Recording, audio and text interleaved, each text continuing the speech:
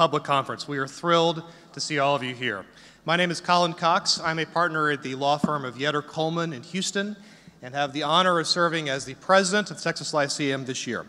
This is a very happy day for our organization. We began to plan this conference more than a year ago, and finally, it is Friday, April 12th, 2013.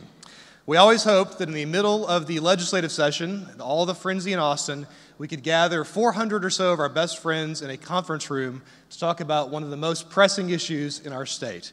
And we succeeded. Thank you for being here. It's especially gratifying to look out on such a wonderful crowd like you. The Texas Lyceum was founded in 1980, more than 33 years ago. We are a nonprofit, nonpartisan group composed of 96 individuals who come from all areas of the state, from Amarillo and McAllen, from El Paso and Tyler, and everywhere in between. We enter the organization before we turn 46 years old, and we fulfill up to 6 years of service in the Lyceum. We have more than 800 alumni. We seek to identify the next generation of top leadership in Texas and educate our directors about our state's most gripping issues. We meet 4 times a year in 4 different Texas cities on 4 different Texas topics. This is our annual signature event, the biggest thing we do all year, and we cannot imagine a more topical issue than our state's transportation needs. We hope today's discussion contributes to the policymaking discussion going on in the legislature in a positive way.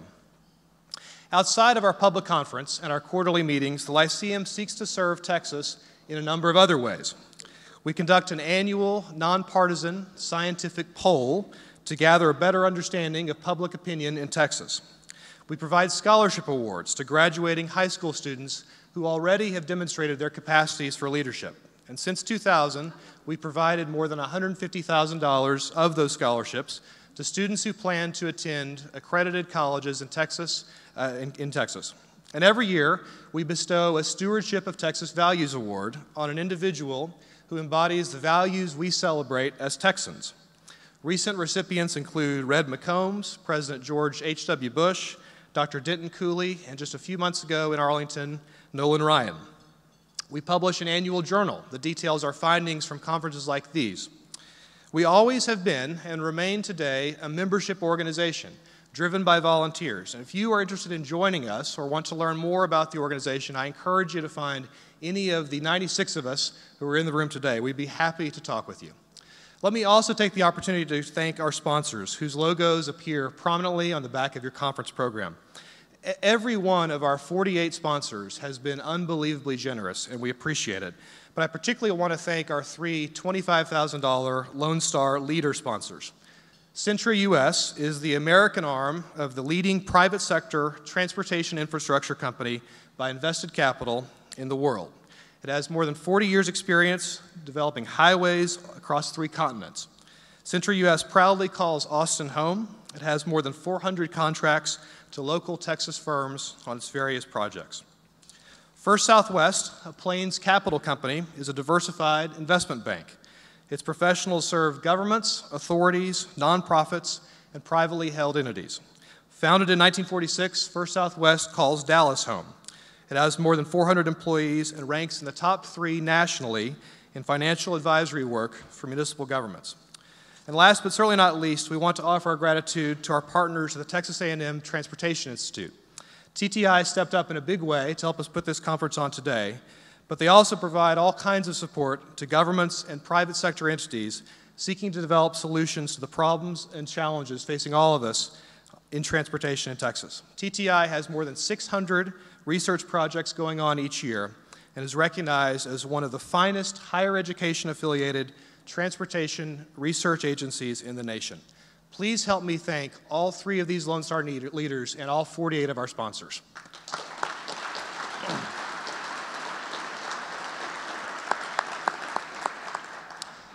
I am blessed to serve with a number of incredibly gifted directors in the Texas Lyceum. And to begin today's conference, allow me to introduce 2 of them, the co-chairs of the 2013 public conference, my friends Dennis Spate and Mike Gerber.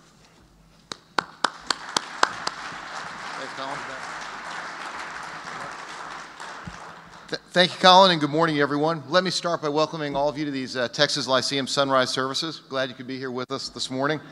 We'd like to get started, and we appreciate you being here for our 27th Lyceum Public Conference. Last year, while he was sitting on Loop 610 in Houston, trying to hold back on an incident of road rage, our president, Colin Cox, thought about the issues that he wanted the Lyceum to tackle during his year as president, and transportation infrastructure was right at the top. Colin's charge to us was to develop a first-rate conference that brought together the best minds and leaders in transportation policy. And he told us to think outside the box, not just about roads and bridges, but about planes, trains, and shipping, and about the complex economics and financing associated with transportation policy. And we think we've done just that today. Today's conference is focused not just on the transportation challenges we face today, but that generations to come will face depending upon the hard choices that we make today. It's going to be an exceptional day, and we're proud that all of you could join us. Now, this is the 27th Lyceum Public Conference, and the Lyceum has had some pretty exceptional public conferences over the years. And Dennis and I knew that we had some big footsteps to follow in. But I will tell you that no one here today can fill the big footsteps of our first guest, unless you have a pair of size 16 triple E feet. Ray Benson, who's the front man for Asleep at the Wheel, has been a friend of the Texas Lyceum for a long time. After 40 years in the business, Ray's won just about every award out there, including 9 Grammys. And when we told Ray that we were pulling together folks to talk about how to keep Texans moving, he wanted to know how he could help. He's been a musician who's done just incredible things for Texas, most recently being involved in water issues here in our state. And of course, Asleep at the Wheel, has just set up for that, that genre of music, the official state style of music, I should add. And so we could think of no better way to kick off this conference than to ask our friend Ray Benson to join us. Ladies and gentlemen, a great Texan and a great country legend, our friend Ray Benson.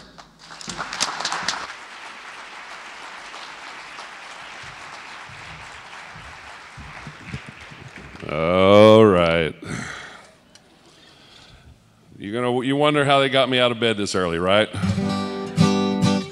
First of all, I would say traditionally we would say we'll sing the state song, and I love Texas, our Texas, but it's an older song. So I have often said that perhaps maybe we could go to the legislature and say perhaps we need another state song, one that perhaps is sung a lot. So I, of course, have a few songs about Texas. So I've said, well, how about we do this song of mine? And so what I would like you to do is help me sing along, because there's no better way to start the day than by singing a song. Now, I know some of you might be vocally challenged, but the great thing about singing in a group, as some of you who sing in church know, that your voice usually gets drowned out. So I'm going to sing a little bit of Miles and Miles of Texas, and I want y'all to help me out. I know all of you don't have my record, so I'm going to teach you the song. The verse goes like this. I saw miles and miles of Texas, all the stars up in the sky. I saw miles and miles of Texas, I'm gonna live here till I die. Got it? Well, how about just the first line? Y'all just join in.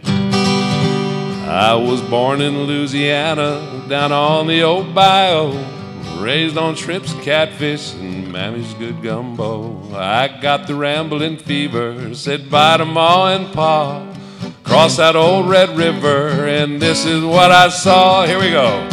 I saw miles and miles of Texas. Boy, that was sorry. This part of are you awake? 1, 2, 3. I saw miles and miles of Texas, all the stars up in the sky. I saw miles and miles of Texas, I'm gonna live here till I die. I rode up into Austin, the cradle of the West. Just ask any cowboy, he'll tell you it's the best. I met a Texas beauty, I got friendly with her pa. I looked into her big blue eyes, and this is what I saw. Here you go. I saw miles and miles of Texas, all the stars up in the sky. I saw miles and miles of Texas, I'm gonna live here till I die. I started taming broncos. I made every rodeo until I met a tough one. His name was Devil Joe. I grabbed hold of his bridle, tried to ride this old outlaw. He threw me from the saddle, boys. This is what I saw. One more time. I saw miles and miles of Texas, all the stars up in the sky. I saw miles and miles of Texas. I'm gonna live here till I die. I want to thank you all so much for doing this. It's so important for all of us Texans to talk about the issues and the things that face us in the coming years. So thank you very much, and we'll sing it one more time, and then I'll go back to bed. I saw miles and miles of Texas, all the stars up in the sky. I saw miles and miles of Texas. I'm gonna live here till I die. Have a wonderful conference. Thank you so much, folks. Thank you for what you do. Let's hear it for Ray Benson. Thank you, Ray. Appreciate it. Thank you, sir. That was what a great way to kick off the morning. Well, it's not an overstatement to say that today's conference would not have been possible without the amazing support of the Texas A&M Transportation Institute. TTI is both a state agency and the largest university-affiliated research center in the United States. And Dennis Christensen has been part of TTI's team for more than 40 years, and he currently serves as the agency's director.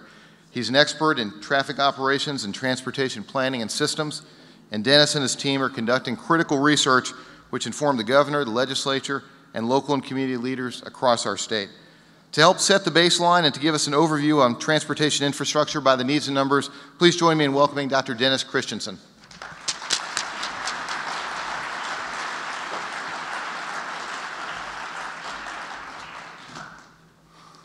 Well, I talk about a tough act to follow.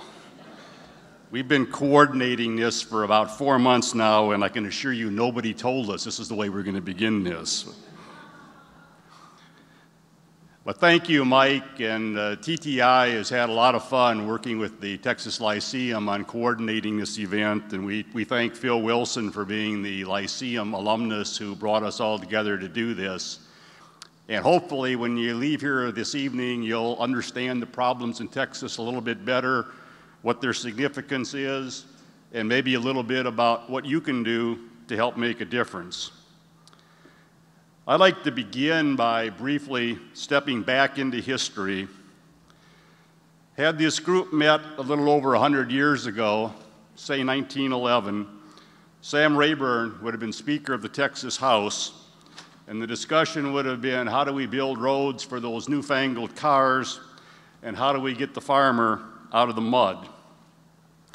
Had we met about 70 years ago, we would have discussed, how do you rebuild an infrastructure that was allowed to fall apart during the Second World War? And had we met about 55 years ago, we would have discussed an emerging interstate highway system.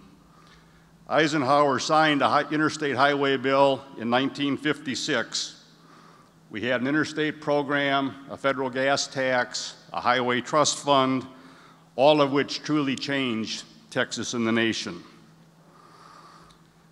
Texas had begun constructing freeways in the late 1940s, and those roads, along with the capacity provided by the new interstates, provided order of magnitude increases in roadway capacity in our state. Indeed, if you go back to the old days, it looked like we were designing for lanes per vehicle instead of vehicles per lane. The super roads served us well. They attracted growth to the state of Texas. Our population swelled. This new system of roadways also accommodated a lifestyle desired by many Texans. We could live with our dog in individual homes and individual lots. We could drive on our new uncongested roadways. We could park right next to where we wanted to be, and we could buy cheap gas. Life was good. And the interstate program is one of the better examples of the often cited relationship between transportation investment and the economy. Without the interstate system, Texas would have 1.6 million fewer non-farm jobs and support a population of 4.2 million fewer people. If anything, these roads may have served us too well. Our roadway system and the funding mechanisms were so good, they allowed us to defer meaningful decisions on what comes next and how do we pay for it. However, the days of the uncongested Texas lifestyle have changed just a little bit. Even the movies have picked up on the frustration of driving in traffic, always choosing the wrong lane, having no control over where you get or how fast you get there.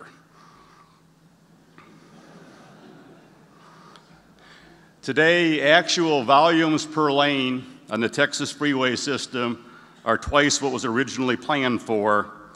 And if you look back in time, a typical volume on a Texas freeway is 70 times greater than it was in 1936, 40 to 50 times greater than what it was in 1960. We've lived for decades off of a transportation capacity that we developed in the mid-20th century, but as the century wound down, we built less while travel and the population continued to grow. Given existing congestion in Texas and the expectations we have for future growth, probably most of you here today don't need to be convinced that there's transportation problems that need attention. We should not be surprised that our legislature, just like in 1911, is spending a lot of time looking at transportation issues. Let me make just a few points to help define where we are. First, keep in mind that everything about congestion is not bad. It's a byproduct of economic prosperity. Some cities have solved their congestion problems by tanking their economies, which is an approach that we're probably not going to take in Texas, so we need to deal with that growth. Second, the Texas population will grow, and the characteristics of that population will change. This could be a presentation all by itself, but suffice it to say that the population growth and the changing characteristics of that population all have profound impacts on transportation. Third, and not surprisingly, congestion in Texas is bad, it's growing rapidly, and will continue to increase. In large Texas cities, congestion is growing at a rate greater than 8% per year. In 2011, the cost of congestion, wasted time, wasted fuel, exceeded $9 billion in Texas. A typical auto commuter in Dallas, Fort Worth, Austin, or Houston spends over 40 hours a year stuck in traffic, time not spent doing fun stuff. As some of you know, TTI released our annual urban mobility report a few weeks ago. The amazing amount of attention that it receives reflects the high level of national interest on this topic. Given the importance of our federal partnership and our congestion problems, the late night guys did a pretty good job of summarizing some of the congestion impacts. According to a new traffic study, it takes longer to get to work in Washington, D.C. than any other city in the country. Because on the other hand, they don't do any work once they get there, so it's pretty much a wash. It doesn't matter. So with this as background, where are we and where might we be headed? Much of the discussion in the current legislative session is focusing on how to fund infrastructure at the Texas Department of Transportation. The state gas tax, our primary revenue source, not indexed to inflation, not increased in over 20 years. The 20-cent gas tax we passed in 1991 now buys 9.2 cents worth of construction.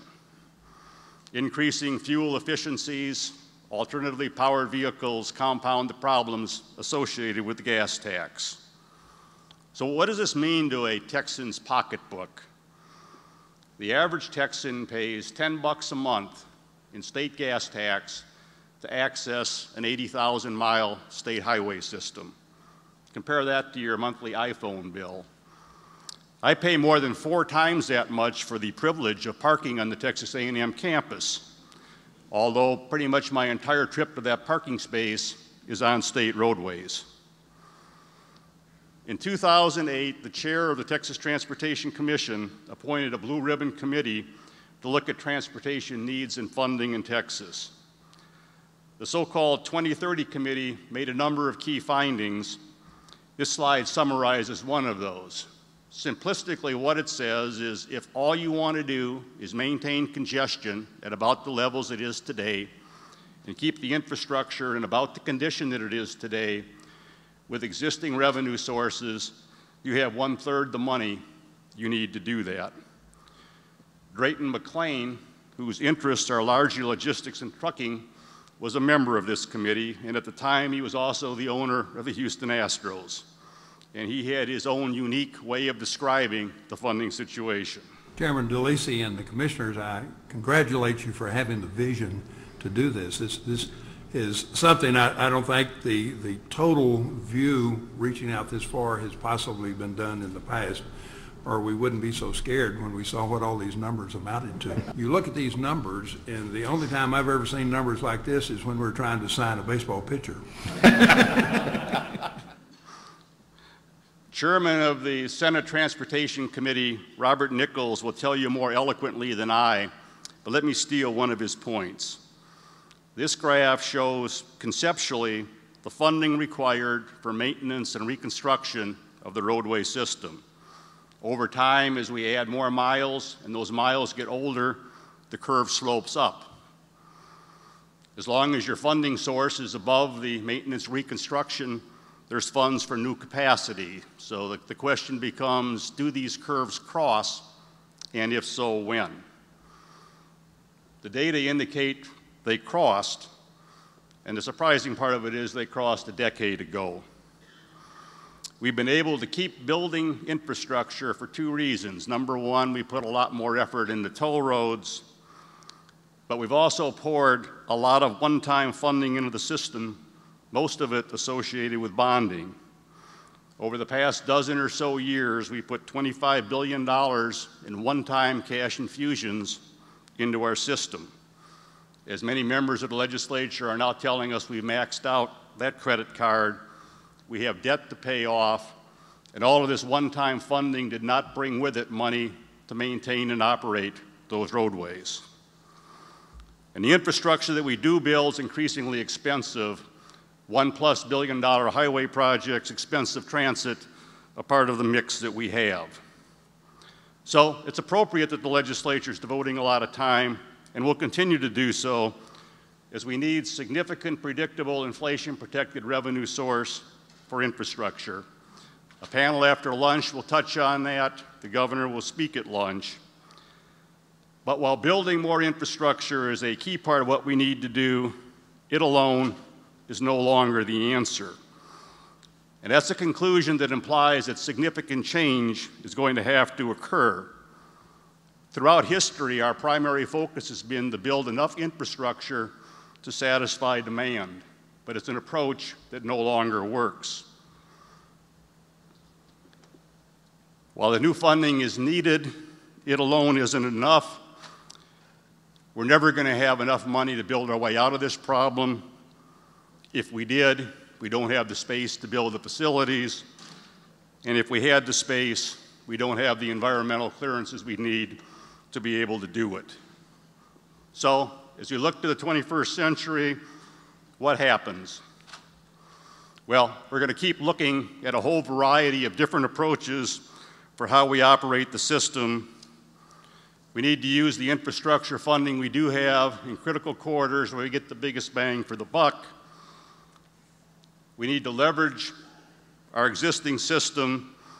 Another way of saying we need to operate that 20th century system better than we have been.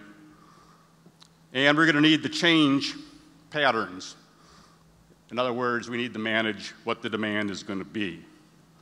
We'll coordinate land use, we'll coordinate transportation, we'll make it easier to use modes other than your car, and we're going to face a lot of attention on modes other than the highway system, which you'll see discussed today.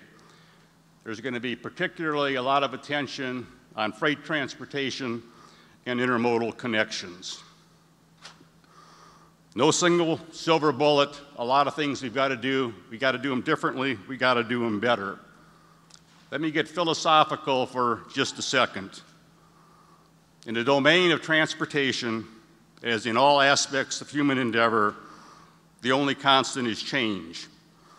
However, it is natural and it's human for you to view the current system as being the pinnacle of technological advancement if it's serving you well. Let me again step back in time to illustrate this point. You're walking along the coast of North Carolina on a cloudy, windy day. It's December 17th, 1903. As you walk over the dunes at Kill Devil Hills, just south of Kitty Hawk, you come upon this amazing contraption. It has two wings, an engine designed with bicycle technology, and there's this crazy idiot sitting on one of the wings and holding on. And as you stand there, this heavier-than-air machine goes airborne for all of 12 seconds. It flies 120 feet, less than the wingspan of a 707. As you stand there, what's your reaction? What a damn idiot. That nut's going to kill himself. To you, that current system is working well, and it doesn't begin to occur to you that 100 years later, we're going to be flying New York to Paris in 6 hours and have a global economy. That clumsy flight really changed the world. And I suggest that that's where technology is taking us in the future and where these devices are going to take it. If we were here 10 years ago, you'd have a cell phone that just made telephone calls, or maybe a new hot BlackBerry. But think how technology has changed what you do in the last 10 years. Like 500,000 Houstonians do, you might go online to get travel time information, or you might just call up the appropriate app. The trucking company will use that data to deliver more efficiently to your door. Extensive deployment of technology allows motorists in the I-35 corridor along construction zone to know exactly what's going on. Your car may have adaptive cruise control, collision avoidance systems, you may have OnStar, or you may have seen the Google car, no driver required. Right now, large-scale tests are underway of vehicles talking to vehicles. Tests are being set up of vehicles talking to the infrastructure, and the safety and capacity potential associated with those is pretty much unbelievable. Hundreds of small startups are developing technologies that can result in more convenient and efficient travel time, fully operable toll facilities, or just a way to find your parked car. This is where we are in 2013, kind of where the White brothers were in 1903. Just think of where we'll be when iPhone 64 hits the market. The futurists tell us we will travel to get together, but not for basic business. We clearly will not do all the travel we do today, at least not the way we do it. In the final analysis, we face challenges, some of the result of the tremendous economic success in the state, some of the results of a method of financing that no longer represents our roadway use, some of the results of a changing population. Some of the solutions are expensive, but have a high return on investment. And again, if we look back, technology had its biggest impacts on transportation in the first 30 years of the 20th century. Air travel developed, the internal combustion engine took over, and I'll speculate that the impacts technology has on transportation in the next 30 years will be far more profound than what happened at the beginning of the 20th century. Automobiles, iPhones, planes, whatever, we've not been very good at thinking about what comes next. We continue to plan for the future, assuming it will look like the past, and it rarely does. And as we speculate on the future, let me close with one final story, again stepping back in time. In 1898, delegates from across the globe gathered in New York City for the world's first International Urban Planning Conference. Only one topic dominated the conversation. It wasn't housing, it wasn't crime. The delegates were driven to desperation by horse manure. By the late 1800s, the problem of horse pollution had reached unprecedented heights. In 1894, the Times of London estimated that by 1950, every street in the city would be buried 9 feet deep in horse manure. One New York prognosticator of the 1890s concluded that by 1930, horse droppings would rise to the 3rd story of Manhattan buildings. A public health and sanitation crisis of unbelievable dimensions existed, and horses were essential to how the 19th century city operated. Stumped by this crisis, the Urban Planning Conference declared its work fruitless and broke up in 3 days instead of the scheduled 10. Well, part of that technology, the internal combustion engine, solved that problem. It created a few others, and technology and how we apply it to all of the different tools we're going to use is the key to how we address that component of travel in the future that infrastructure alone is not going to handle. I would submit that no state, city, or region has exactly figured out yet how you pull all these pieces together to make it happen. But given our transportation problems, the opportunities that we have, the congestion, Texas needs to be one of the first states that figures out how we make all of this work. I appreciate your attention and hope you enjoy the remainder of the conference. Yes, thank you so much. Give another big round of applause to Dennis Christensen and the whole team at the Texas A&M Transportation Institute. We really appreciate y'all.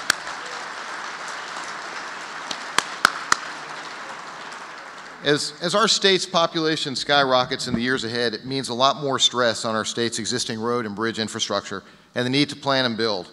We have a very distinguished first panel. Phil Wilson serves as the executive director, and they're going to make their way up.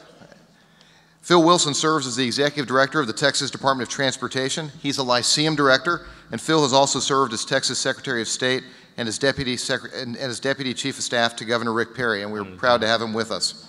Jeff Mosley serves on the Texas Transportation Commission. Jeff was most recently Chief Executive Officer of the Greater Houston Partnership, where he worked on transportation policy. He has also previously served as the Director of the Governor's Office on Economic Development and Tourism, and he was a county judge in Denton County. Michael Morris is Director of Transportation for the North Central Council of Governments, where he has been since 1979, and in this role, Michael and his team perform key work to develop transportation plans and programs that address the needs of the Dallas-Fort Worth region. And since last summer, Robert Talley has served as Division Administrator for the Texas Division of the Federal Highway Commission. And prior to this position, Bob headed the Indiana Division for more than 8 years, and we're glad to have him in Texas, and we appreciate him being with us today. Ray Wilkerson was appointed by Governor Perry to serve as the Chairman and Presiding Officer of the Central Texas Regional Mobility Authority. CTRMA's mission is to implement innovative multimodal transportation solutions here in Travis and Williamson counties. And Ray is the president and CEO of Ray Wilkerson Companies, a real estate investment firm here in Austin. And finally, it's a privilege to welcome our moderator, former Transportation Commission Chairman David Laney. David's practiced law since 1977. He served on the Transportation Commission from 1995 to 2001, and he was appointed by former President George W. Bush to the board of Amtrak. David has served in a number of business, government, and civic leadership roles, and it's our great privilege and pleasure to have him with us. It's a pleasure to have all of you with us today, and Mr. Moderator, I'll turn it over to you. Thanks. Thank you, appreciate it.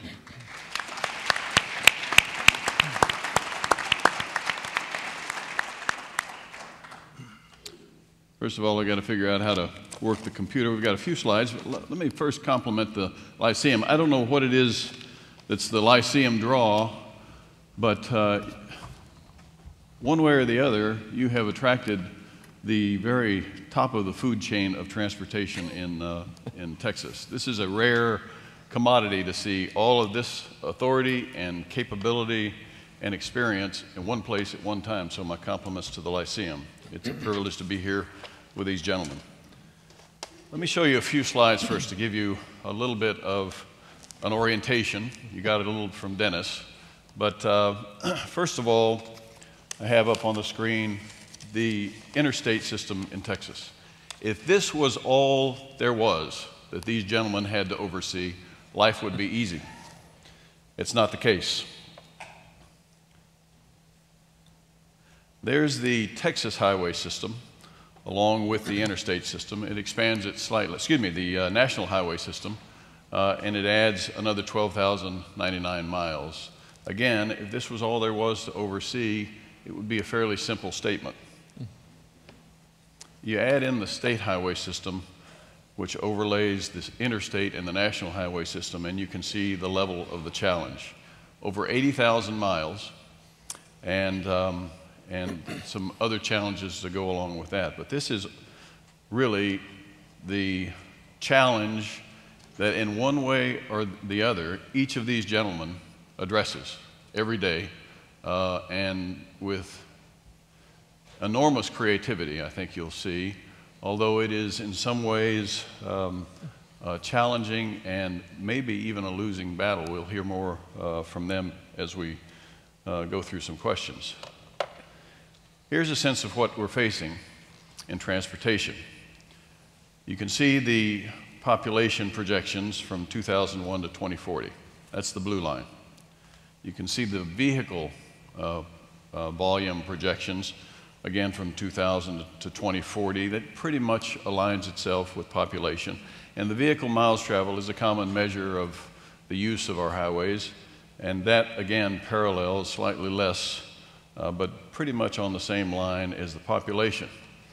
We'll get into some issues with respect to possibly changing behaviors as we go forward over the next decades, but whether it makes a significant difference, we don't know in terms of driving patterns.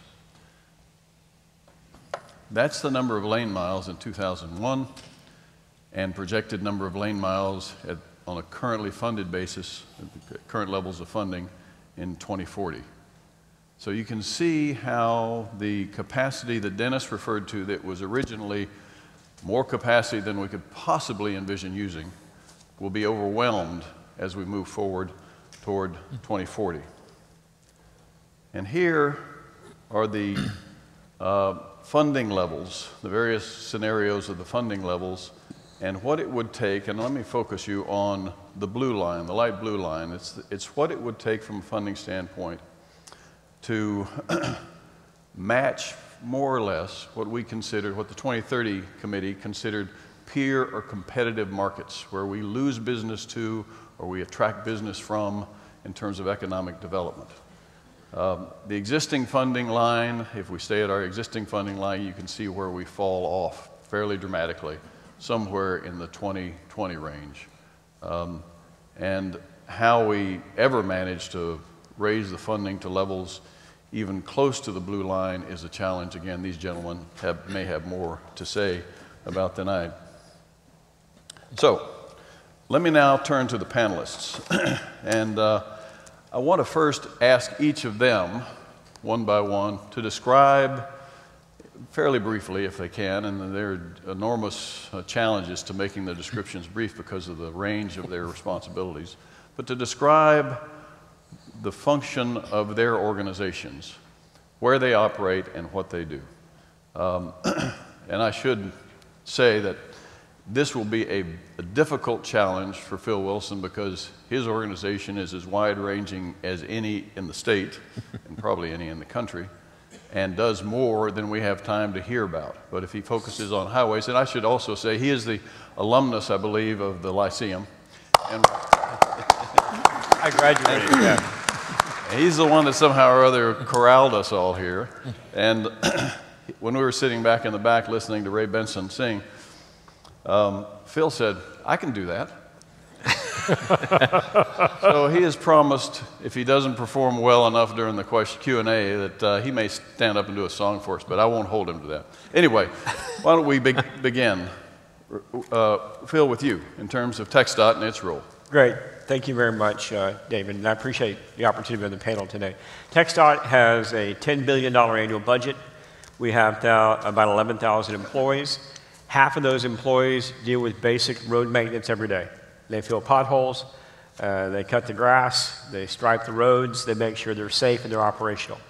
The other half are involved in things as diverse as doing procurement for comprehensive development agreements, which are toll roads, to finding financing, to working on right-of-way acquisition, to doing design work, to partnering with our local partners, whether it's the metropolitan planning organizations, regional mobility authorities, our council of government partners, and making sure we're advancing the projects and the Federal Highway Administration.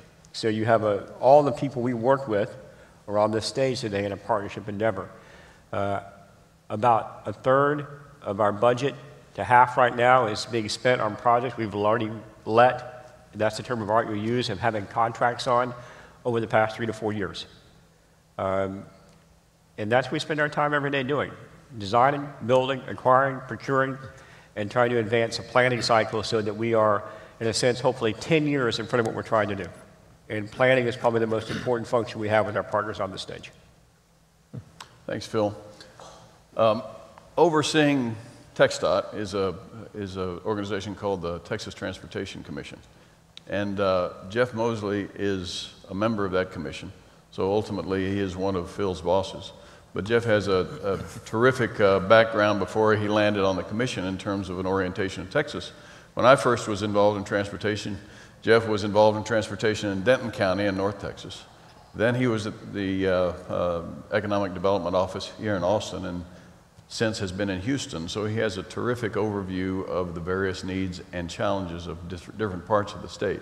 But Jeff, from the standpoint of the commission, why don't you give a sense of the role of the commission and your role on the commission? Thank you, David. First of all, I wanted to say thanks to each of you who participate and give your time to come here to Lyceum events. We really are in a very wonderful, historic place. And because you guys come together and talk about topics like transportation, the state is extremely well served. So thank you for your time to come, and especially to talk about this very fundamental issue about mobility.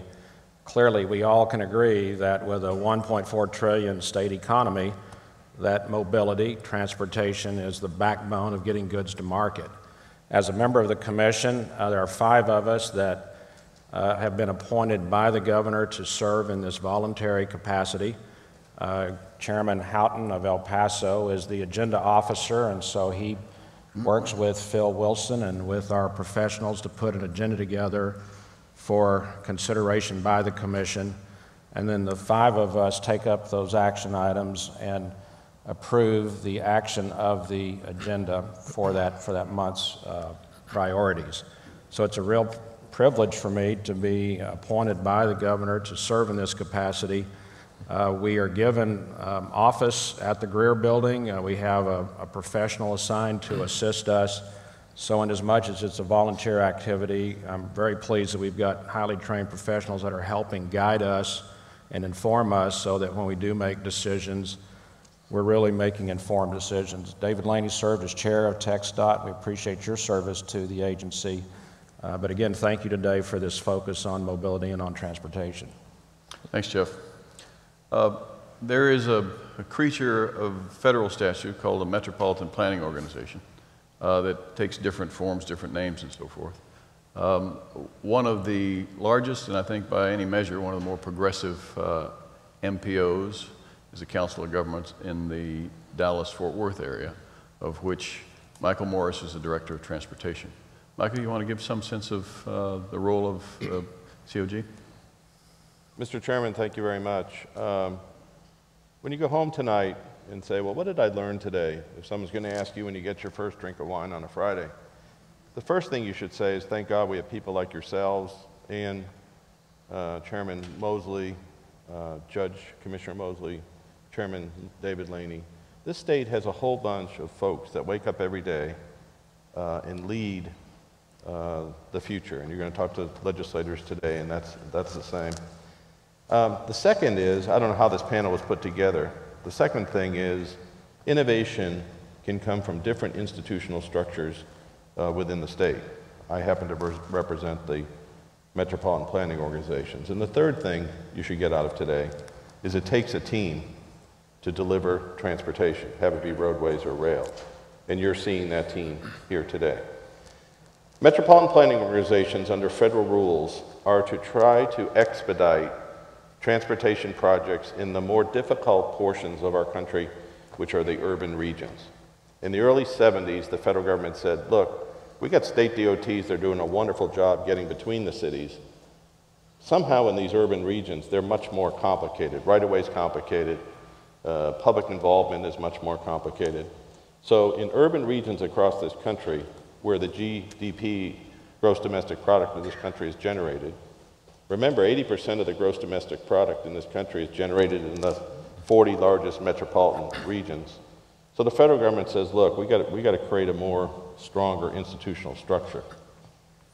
There are 26 MPOs in Texas. There's 350 across the country, focused on this last mile, urban, balanced transportation system.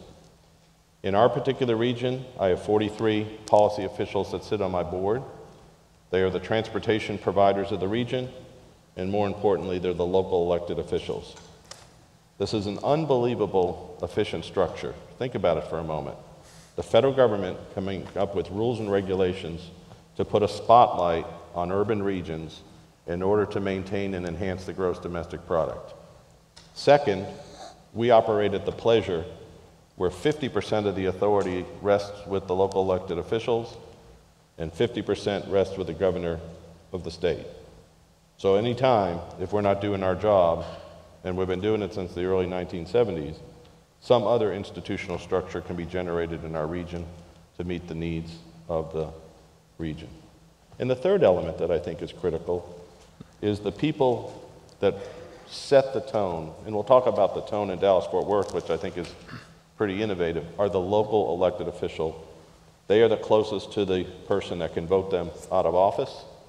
So you have the representation of public policy and transportation in urban regions by those that are and can be voted out of office. I have several board members here today who do this day in and day out, and they too are leaders in this process. Thanks, Michael. Very little gets done in this state from a transportation standpoint relating to interstates or the national highway system or other aspects of our transportation without the involvement of the Federal Highway Administration. That's an important piece of the puzzle. It's an important part of the team. Bob Talley is basically the FHWA member assigned to this state, overseeing it and interacting regularly with all the transportation authorities here. We want to give a sense of your role and your organization's role. Thank you, Mr. Chairman. And it is a pleasure to be here amongst this wonderful group of leaders in transportation. And I want to thank you all for being here because you're doing exactly what's necessary in terms of raising the bar about transportation during a very critical time, both in the state of Texas as well as nationally. And thank you for asking me to join you. The Federal Highway Administration is a U.S. DOT modal administration. It's under the executive branch of the President, and we serve under Secretary Ray LaHood. And we're here to serve, working together with our state, local partners, and other stakeholders in delivering transportation improvements across the United States.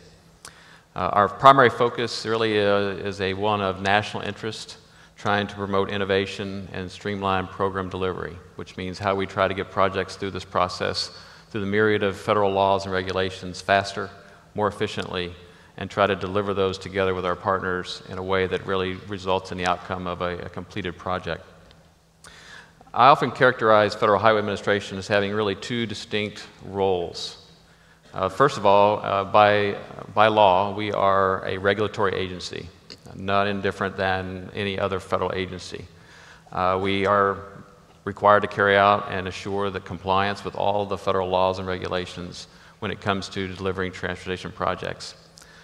Our second role, though, is that we serve as a partner, and we do that in partnership with our state DOTs, our metropolitan planning organizations, regional mobility authorities, local agencies, and all the other myriad of stakeholders that are a part of the community to deliver transportation.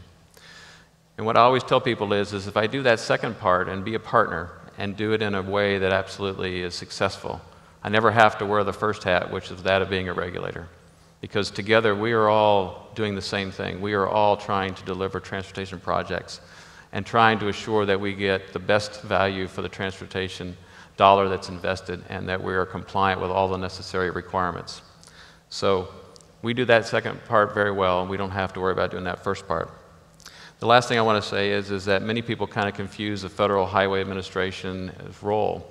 When it comes to delivering the federal aid program, this is a federally assisted, state-administered program.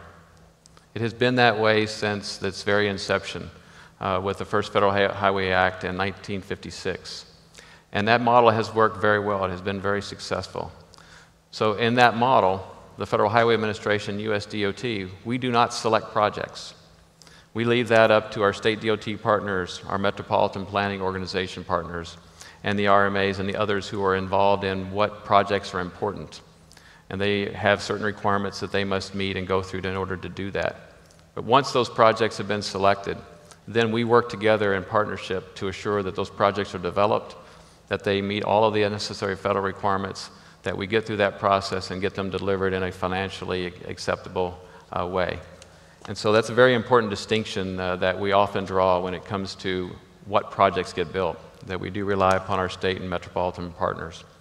But thank you so much for letting me be here, and I'm grateful to be a part of this great team. Thanks, Bob. There's another organization that's, again, a statutory piece of the puzzle. It's the most recent of all these up here. It's called the Regional Mobility Authority.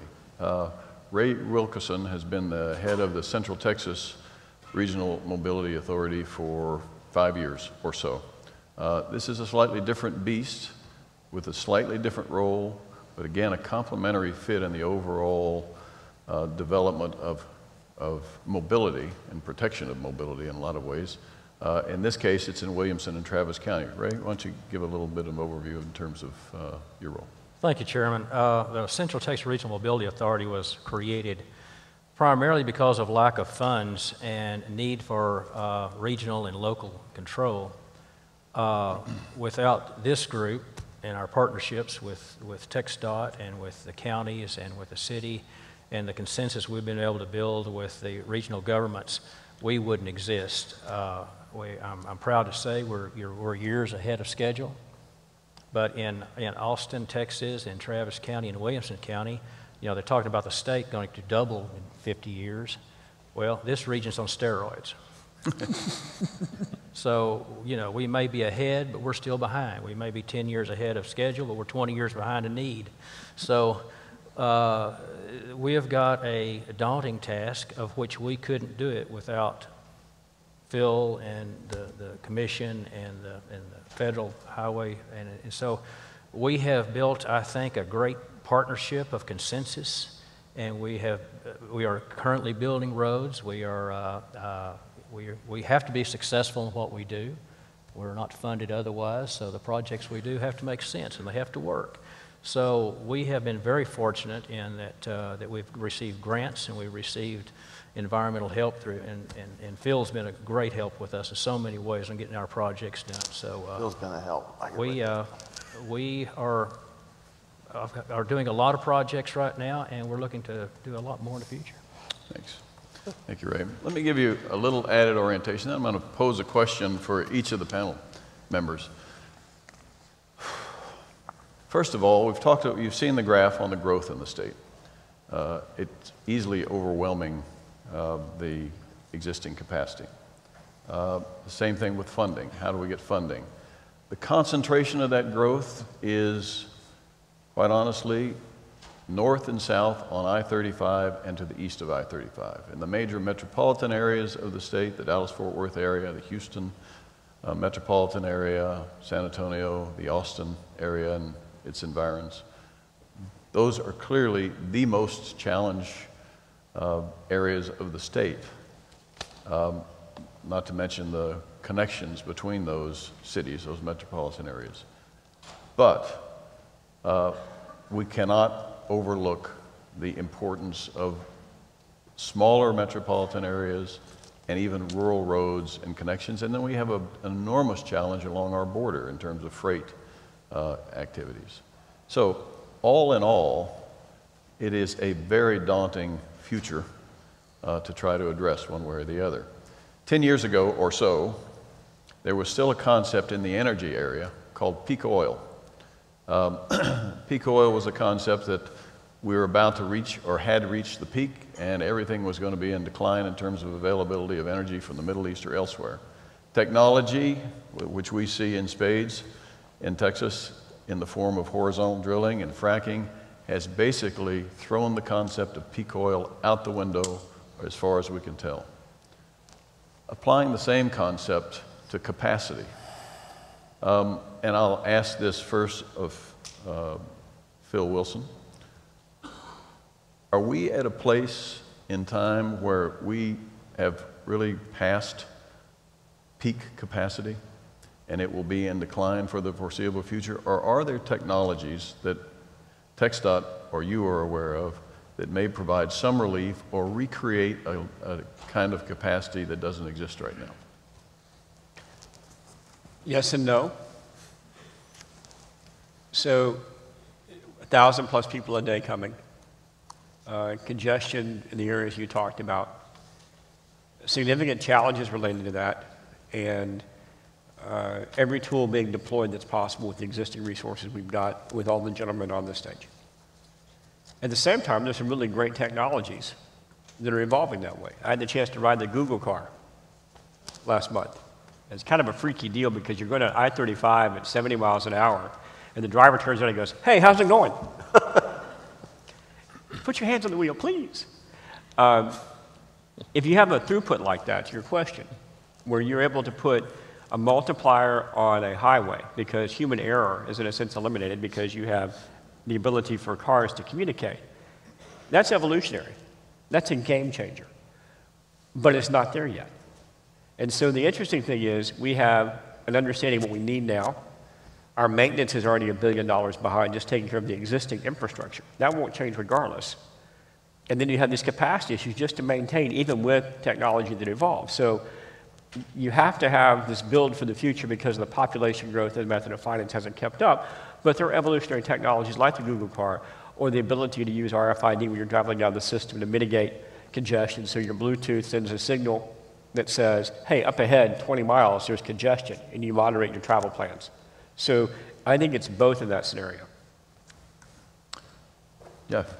Chairman, I asked early on what would be the replacement cost of the Texas highway system, and the answer, kind of the back of the envelope, was along your lines: 90,000 miles of highway, 180,000 lane miles, $10 million a mile. You have about a $2 trillion asset. And then Lieutenant Governor Dewhurst asked us to, as an agency, identify the top 100 points of congestion in that road system. To get back to your question on capacity. So working with our strategic allies represented here on this stage and with our team of professionals and with limited resources, we're trying to very strategically invest in that priority list of congestion points, because a road system is technically speaking like a garden hose. When it gets a kink in it or a crimp, it ceases to have function. And by investing in these strategic points, we can keep mobility and keep goods getting to market and shore up this 1.4 trillion state economy. But I think it does take us into some very sensitive issues. Politically, managing capacity, as Phil has talked about, it's a difficult discussion for Texans. We Texans would like to build a roadway and walk away from it and let the road manage itself. And we're probably also, as much as we're talking about adding capacity and adding lane miles, we're also getting into taking technology that Phil's describing and seeing how it can help us manage that precious commodity called capacity. And then you get into charging for that peak demand. And maybe, that concept was rolled out in Harris County. And Harris County commissioners did what I believe is the right thing. And they said we should have the ability for a person paying a toll to pay a higher fee to guarantee the capacity. But the public support wasn't there for that concept, and so they had to back away from it. So I think the more that our driving public, motoring public understands the value of capacity, maybe that concept begins to get more traction. How do we manage trucks going through our strategic corridors? Is it appropriate during high peak demand to have trucks going through our center business districts, or are they better served to come through in off hours? These are very difficult political questions that have there's going to have to be a lot of public discourse on them. Yeah. But managing capacity will also have to be very much a part of that discussion. Thanks, Jeff. Michael, I know in the Dallas-Fort Worth area, because I see it daily, that there are a lot of moving parts and there are a lot of different strategies you have in your box of strategies, all of which seem to be active one way or the other. Can you give us a sense of how you've begun to address, or how the MPO in Dallas has begun to address the overwhelming traffic challenges that the other cities in the state are having right now? Just to give this room some feel, and they probably already know this, but 100,000 people have moved to Dallas-Fort Worth every year since 1960. 5 million people, the population is greater since 1960 in Dallas-Fort Worth. I think you can say the same thing about Houston. You might be able to say the same thing of a combined Central Texas area. The traditional way to address transportation is in a set of tools about that particular size. Dallas-Fort Worth addresses transportation working in close partnership with TxDOT and in close partnership with the legislature, where the tools we use are the size of this particular room. You have to address transportation in your region like you would address a business. Go back to your graduate school economics class. The laws of supply and demand, which is the classic example you saw from the chairman's remarks and from Dr. Christensen's remarks. You cannot control the laws of supply and demand without the introduction of price. Your businesses are all over price points with regard to items. The leadership our region took 20 years ago is we projected a forecast of transportation revenue similar to what you see today. You could see increases in fuel efficiency due to the energy crisis. You could see the rising cost of construction, and you could see the rising cost of maintenance. And under federal rules, MPOs could not put into their transportation plan projects that you didn't have the reasonable expectation could be built. The greatest thing that ever happened to metropolitan planning organizations is the financial constraint requirement introduced in the 80s. It introduced honest conversation about the future of each of our regions. So we forecast revenue, we develop a policy that maintenance of the system has to be our #1 priority. How much money do we have left? This is how many people are coming. We simulate the transportation congestion levels, and our policy officials say this is unacceptable. What are we going to do? We did 3 things in 1993. The success of the Dallas-Fort Worth region is due to that decision in 1993. All new freeways in Dallas-Fort Worth will be built as toll roads. Horribly controversial in 1993.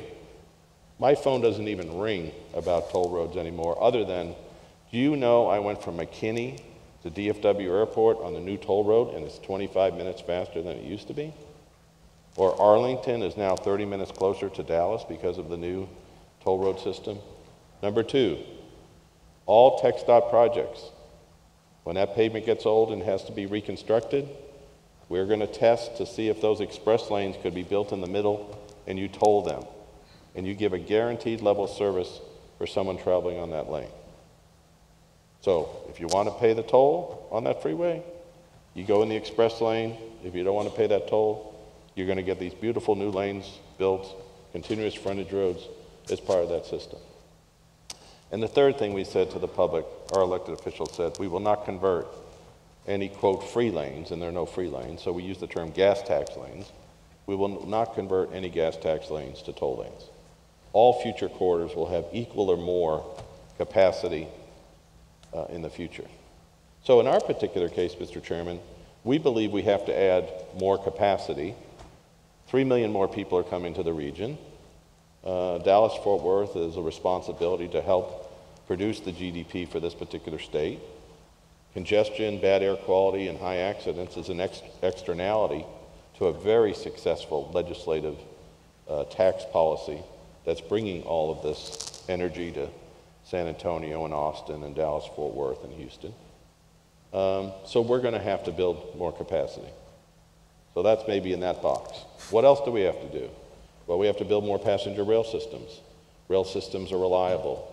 The issue we should be talking about is not the levels of congestion, it's the unreliability of the trip that affects what it is we do. Let's look at demographic trends.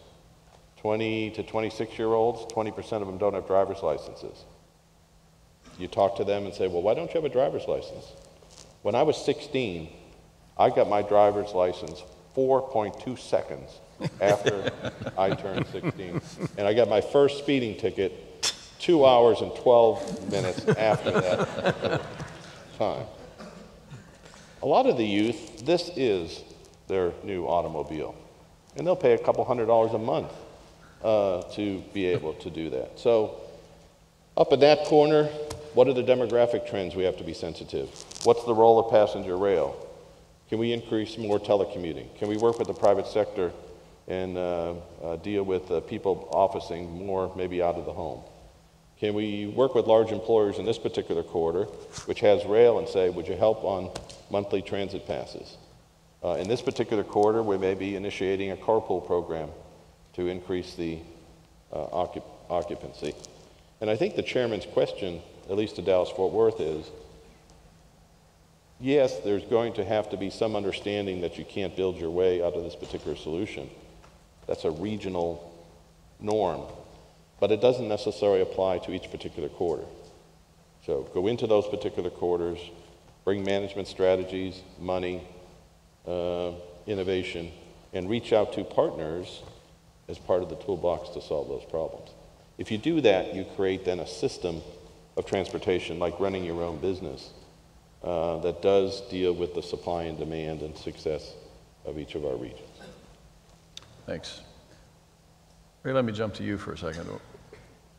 Michael's touched on this, Jeff's touched on this. I know Phil deals with it every day. If you had the ability to just impose on our current structure road systems what you wanted to do from an administrative or a regulatory or an authoritative standpoint, one way or the other, life would be simple. But as you heard Michael say, he tries a bunch of different strategies, and then when he began the toll road exercise in the 90s, there was enormous resistance and a lot of controversy. In the Williamson County, Travis County area, I know personally that in the 90s and into the early 2000s, there was enormous resistance for a bunch of different reasons. The not in my backyard crowd and very understandable and sensitive environmental issues that are probably more prolific here in Central Texas than anywhere else where the challenge is. How did you get from that point in time to where you are now? And even though you're still overwhelmed by traffic and having a hard time catching up, the fact that you now have planted toll roads on the ground with more to come with apparently no resistance or less resistance, how did you get from point A to where you are right now? Well, you know, in Austin and Travis County, I don't think we could be sitting in a more environmentally or politically active area in the state. And I will have to say that through a lot of consensus building with the leadership and the business community and a lot of public outreach, a lot of hearings, a lot of explanation, and just by the sheer fact that it doesn't take, you know, rocket science to see it's no fun to drive down Mopac right now. You know, people are beginning to understand that they had to be in need of something. We are big proponents of the express managed lanes, in which we're getting ready to use on Mopac. And that is where you have to, it's time sensitive by price on how many cars go a certain time. And it's actually a management tool of managing congestion on these type of highways. So we will be using managed lanes and express lanes on a lot of our roads. The nice thing about how that works is that I think Phil mentioned a while ago that so much money is going now to just maintain these roads today. So if you have the managed lanes and express lanes on somewhere like so congested an area of Mopac, we know that there's probably going to be a nice cash flow on that. That money can be used for also for going back and into that road to rebuild the infrastructure that exists today. Without that, I'm not sure that money exists. There are so many things that we have had to educate the public on to get their consensus and buy-in, but we've been very successful. And I will have to say that from the governor to our mayors to our councilmen to our county commissioners to our Chamber of Commerce's and we've been very sensitive in trying to work with the environmental communities and trying to gather acceptance into how we do these particular projects. One thing that worked very well that I think was very innovative, we received a grant from Campo for $130 million to build the managed lanes for Mopac. We agreed to Campo that we'd pay back $230 million into a transportation infrastructure fund that would go into that fund that would be used again in the Central Texas area for future projects. So what we have is a revolving fund that's rolling over, even looking toward the future. So we're trying to find ways that reinforce to the public and reinforce to our partners and reinforce to our public officials that not only are we building something today, but we're planning for the future and a way to fund that future internally so that we're not having to look for high taxation and we still maintain the roads that were there. We still have the choices they have, or you can use the managed express lane. So when you give all those choices to the public, we have been able to garner a lot of acceptance, and I'm very pleased to say that Mopac is about as sensitive as you can get. We had a tremendous buy-in to that, but that was because our staff worked diligently, and we had incredible help from our local senator, Senator Watson, and we had incredible backup from the governor and everybody in helping us try to get that message out politically, environmentally, in any way we can. So.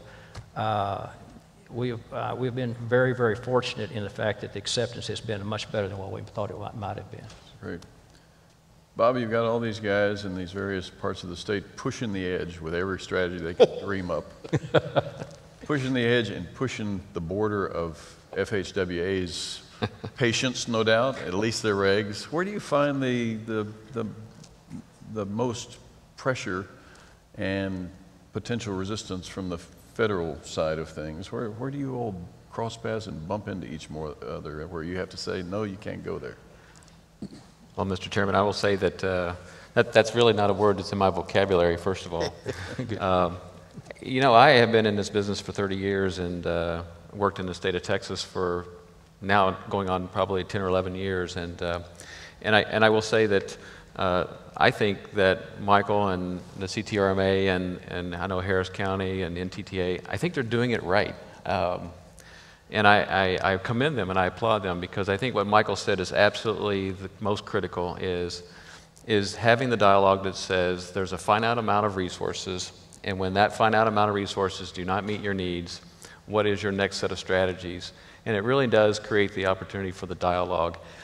I've seen that at the national level too, because if you think about what you're talking about in terms of how difficult tolling and the whole aspect of pricing and managed lanes and all aspects of congestion pricing, you've seen the federal government start down that path very, very slowly because we did some pilots. We had our 129 tolling agreements and those aspects. We're now under MAP 21 mainstreaming many of those tools now and making them commonplace for states like Texas and Indiana and California and Florida to move projects forward. So I think you're seeing that the federal government is starting to also respond in a very similar way. And Federal Highway has been at the forefront of public-private partnerships and all aspects of innovative financing because I think that's where our future is.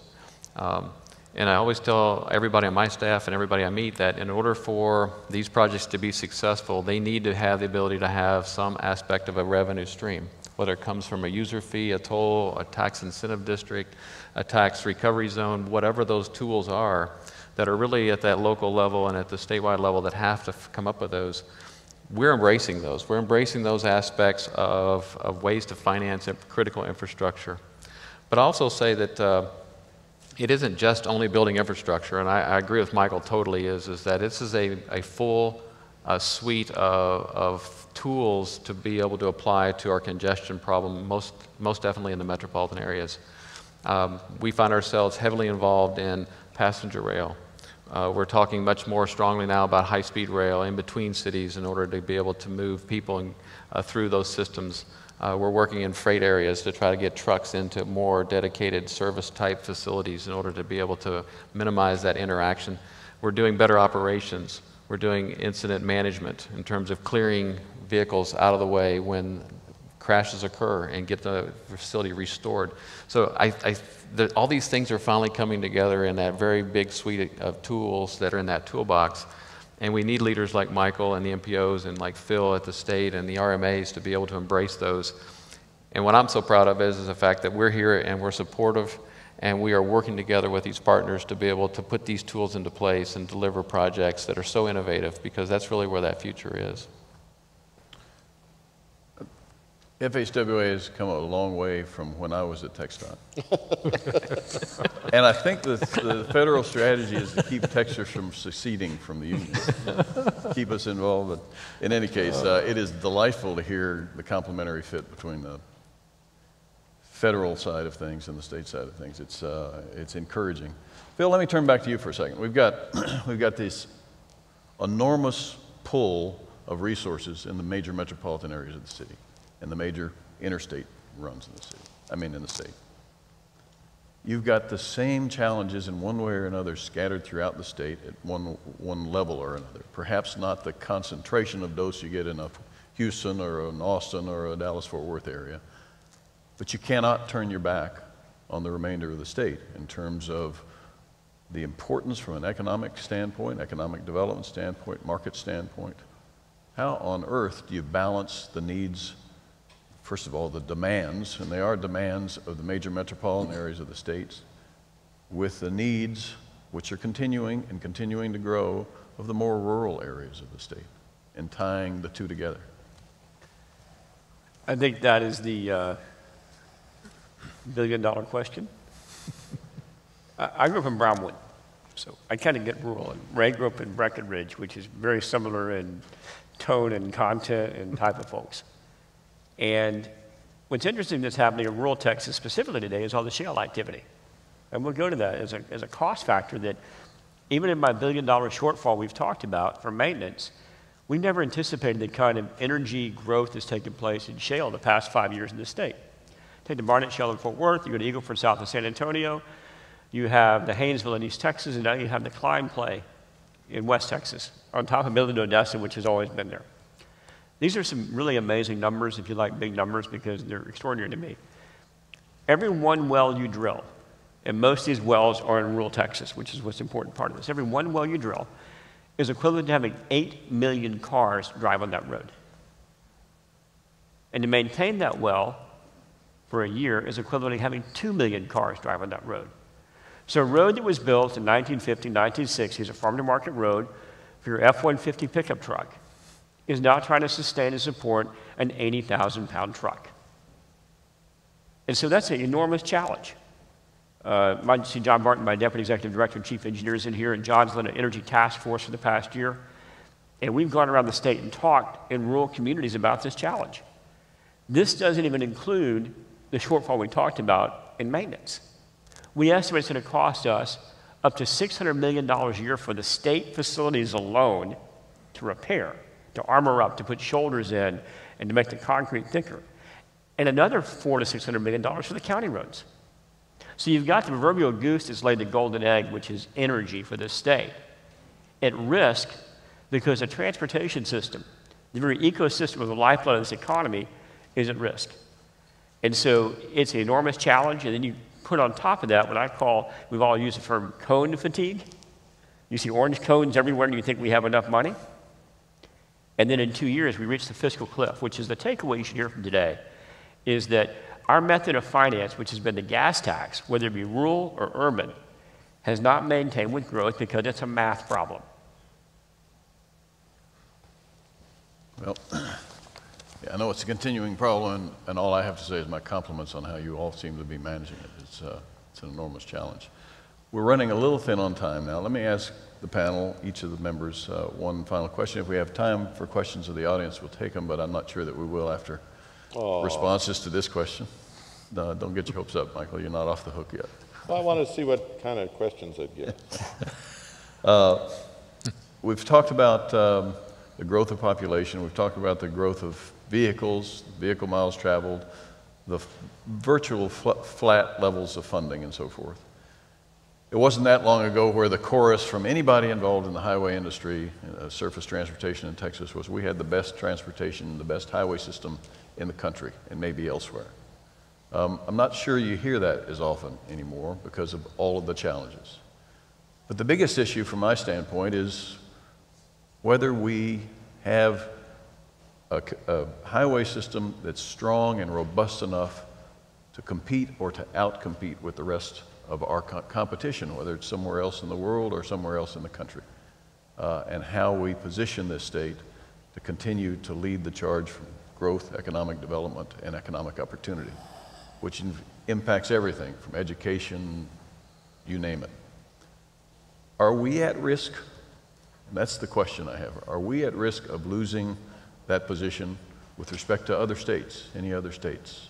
Or do you see a bright, competitive, strong future for Texas transportation, considering all of these elements that are lined up against us? All right, let me start with you. Yeah. Well, you know, in Austin, Texas, I think from the business Chamber of Commerce and the leaders that contact me regularly saying that the biggest impediment to us growing at an incredibly rapid pace is the fact that our infrastructure is the biggest question they have before they come to this area. Can we handle the traffic for the large employees and things that we've got? It's something that one, I think, that actually gives credence to the realization of why we have an RMA in the first place is the fact that we've got to become a solutions organization.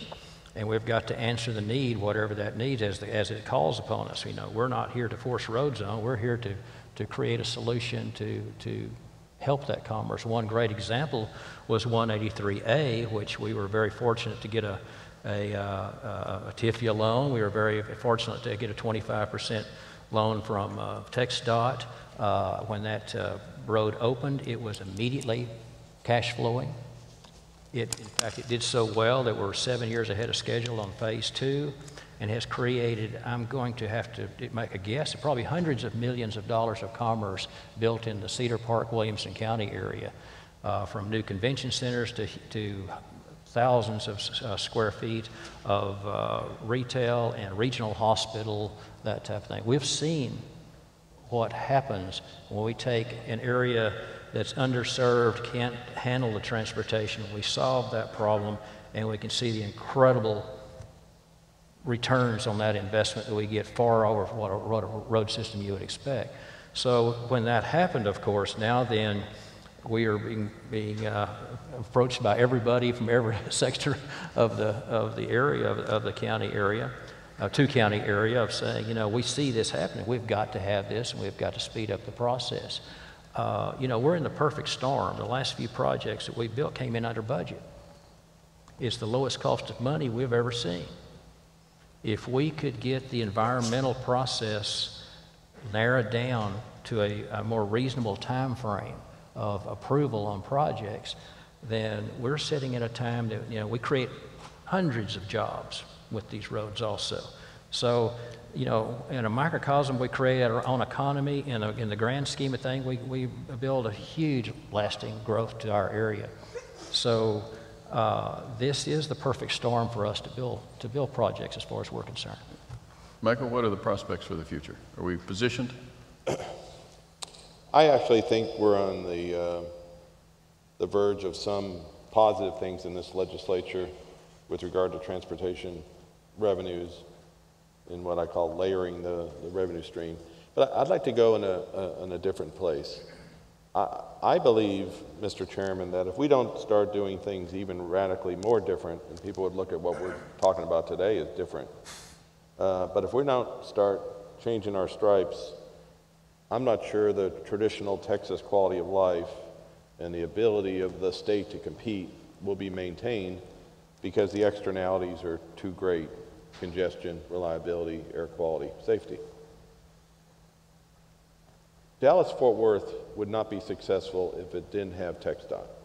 TxDOT has an unbelievable capacity that this state takes for granted: designing of bridges, procuring systems, ability to do CDA contracts. If you add up all of their attributes, it is unbelievable. So why don't we all do things that we're good at and don't duplicate what we're doing? And let's look at tools that are somewhere else in this hotel and outside this room. Well, let me give two examples. Are we ready as a society for MPOs to lock hands with local governments and school districts and tackle the urban school situation so the next 3 million people that come to the Dallas-Fort Worth region are just as likely to locate in central Dallas and Fort Worth as they are in suburban Rockwall or Collin County?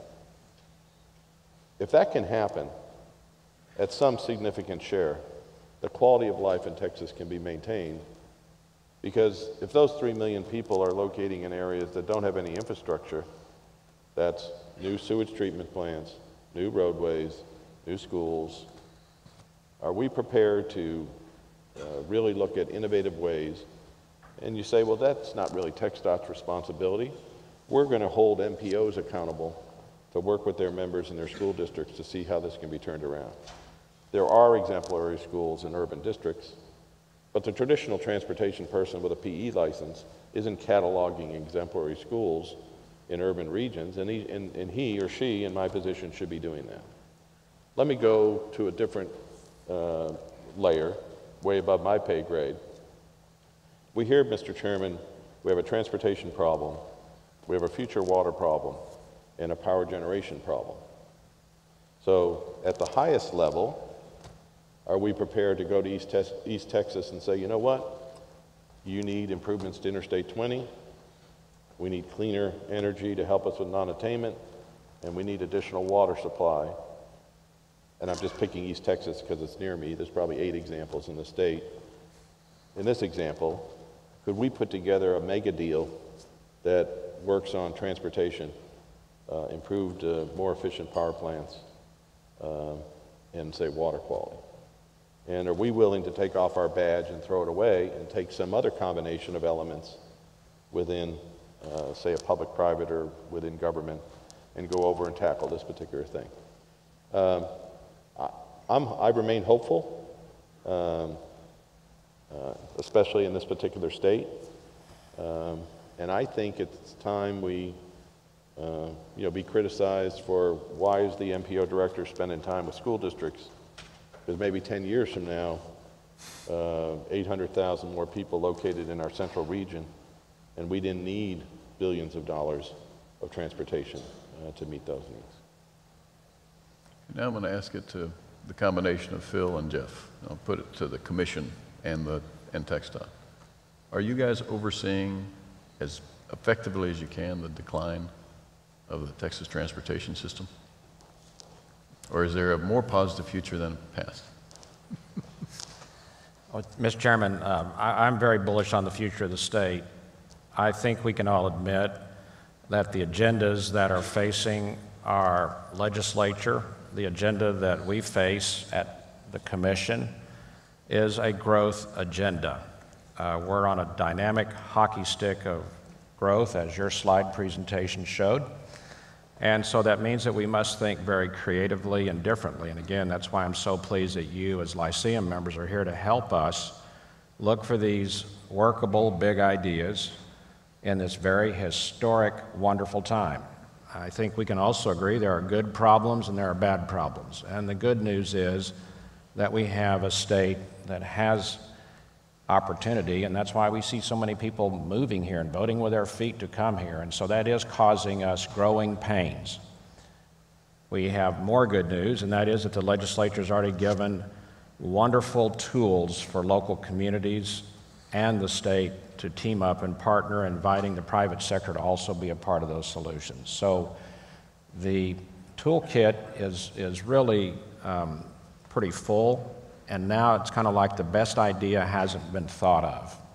So there are challenges, to be sure. We have a historic time in which to act. If we choose to take no action, I think it'll be a very less than desirable place in which we live. The wonderful news, again, is that we have a track record as a state. We have a seasoned team of lawmakers, beginning with Governor Perry throughout Governor Dewhurst and Speaker Strauss. Our lawmakers really have the ability to solve problems that are growth-related. And so I have a lot of confidence in this state. We haven't talked about the demand for capacity on our 26 ports because of the Panama Canal opening a new shipping lane, Chairman. Again, I would put that in the good problem category, where vessels that today carry 5,000 boxes can carry 12,000 boxes through the Panama, and our ports necessarily should be working and are working to handle more tonnage, but that also means rail and highways working with our waterways can see more demand for capacity. We strategically are between the Rockies and the Ohio Valley, 100 million Americans, and so logically our Texas ports become a wonderful ingress-egress goods to global markets. So it's a great time in history that we live, and Phil touched on the energy sector, this renaissance in manufacturing, upstream, downstream. Again, Texas is wonderfully positioned. But these are growth agendas. It causes us to think differently. The models that worked so well after World War II, the power grid system that Michael talked about that worked so well since World War II, the World War II models probably need to be reinvented and reinvigorated, and I think we're up to that, Chairman. Phil, want to add anything? I think we are at an inflection point, and this is a time where decisions have to be made.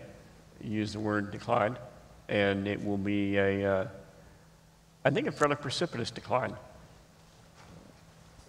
In the next couple of years, we ought to okay to 2015, 2016. And then if we don't have new revenue sources identified, even with all the tools, just on our capacity, we can't toll everything. That's impossible to do. You have the rural parts of the state you mentioned. You have your interstate you have to take care of. And with the growth that's taken place, that in 2 years, without new funding, we'll be down to the same levels we were in 2002. So with all these new people, these 5 million new Texans that have come in the past decade, and we'll be spending less on highways in 2 years than we spent over the prior decade. That's a challenge.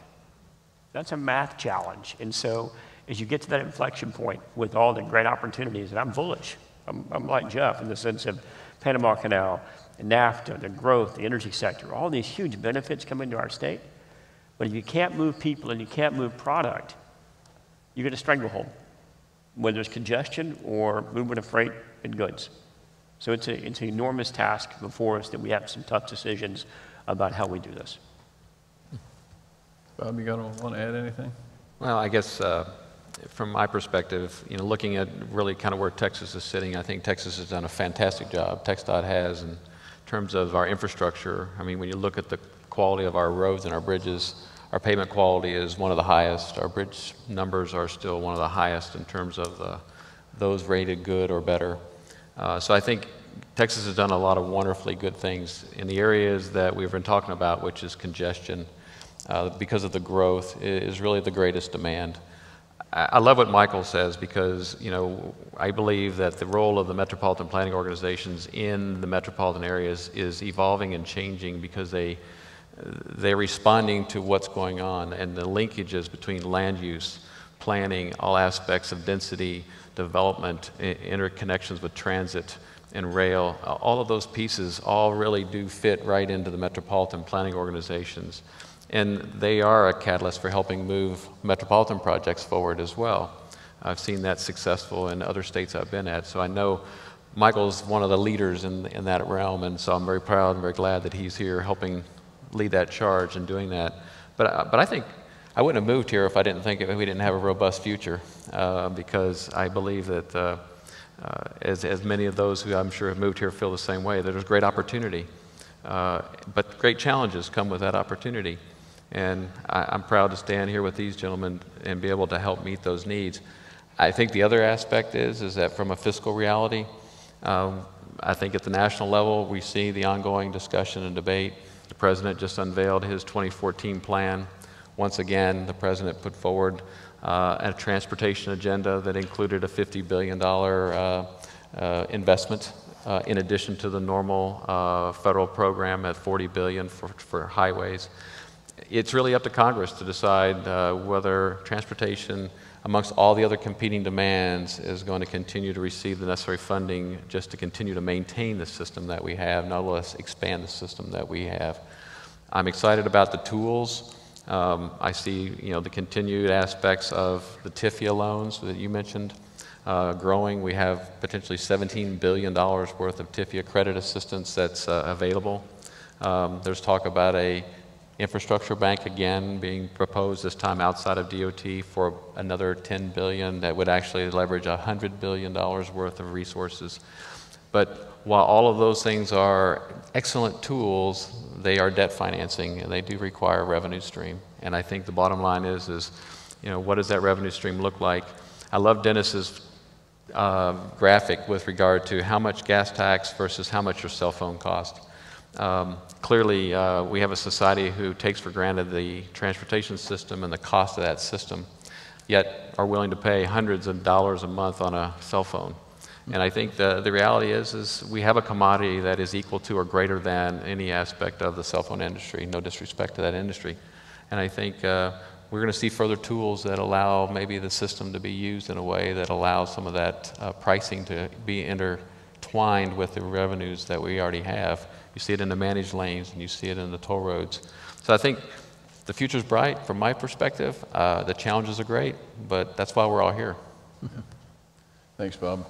Jeff, I'm glad you mentioned the port issue in Houston and the connectivity issue. I deliberately had avoided that because I think the next panel is planes, trains, and boats, and I hope they get deeply into that because there's enormous opportunity and comparable challenges.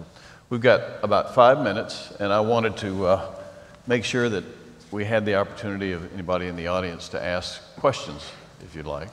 And there are microphones somewhere on both sides, but we can probably hear you, and I can repeat the question if you have any. Are there any questions? None? Hearing none? Then let me turn and thank each of our panelists. This truly is an enormous level of combined commitment, creativity, and talent, and the state of Texas is very lucky to have these folks at the helm of our transportation system. And the effects, although we take them for granted and are often invisible, are enormous because of the work they do. So thank you, gentlemen. I appreciate it very much. Thank you.